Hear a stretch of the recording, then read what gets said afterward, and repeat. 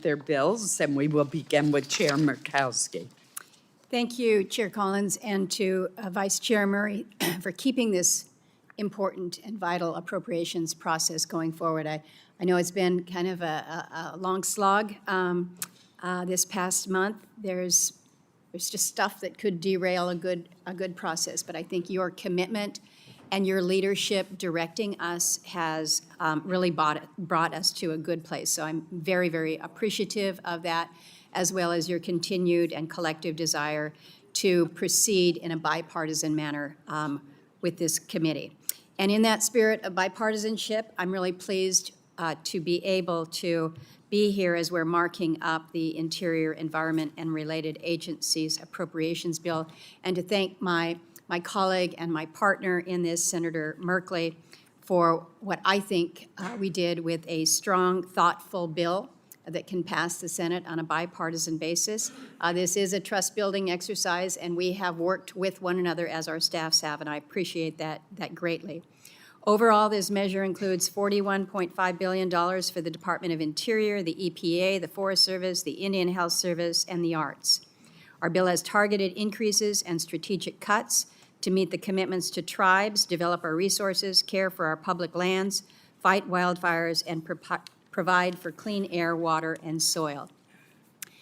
We all say that there's never a perfect bill, and ours is certainly not perfect. There are things that we have included that perhaps I would not have, and I think Vice Chair Merkley would agree with that.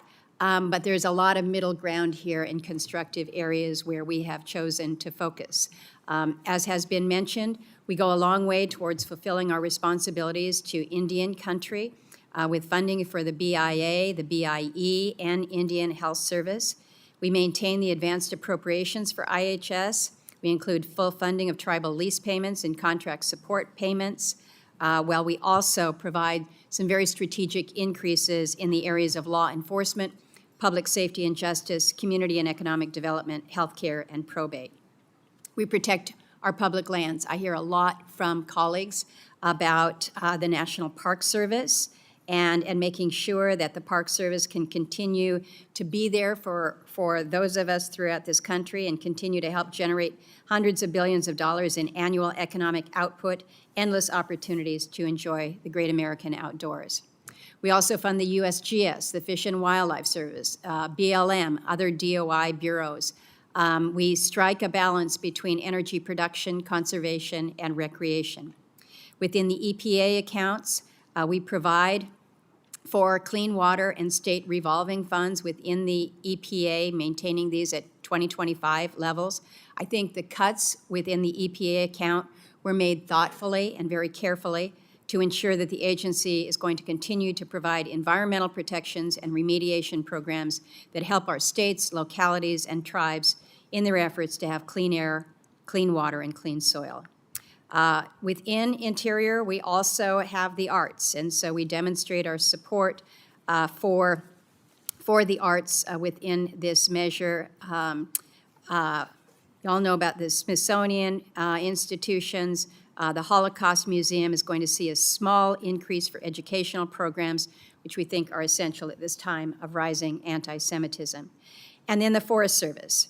The bill ensures Forest Service and DOI have the resources needed to prepare for and respond to devastating wildfires, providing nearly $4 billion for suppression efforts, while enabling the Forest Service to continue to support the timber industry and research efforts, including those to manage against invasive species. I think I heard from just about everybody on invasive species here.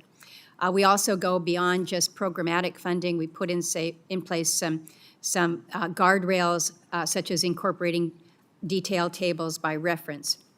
So we are at the, I don't know if it's the end of the beginning or the beginning of the end, but for us who have been working these interior matters for some time, we are certainly one step closer to being able to advance these priorities for our country, our regions, and our states. So I want to thank my colleague, Senator Merkley, and his team, Melissa, Ryan, Rishi, and Anthony, as well as my own team, Daniel, Sarah, Aaron, and Anna. Everybody puts in considerable work, and we appreciate them greatly. I appreciate members' support of this vital measure. Thank you, Madam Chair. Thank you, Chair Murkowski.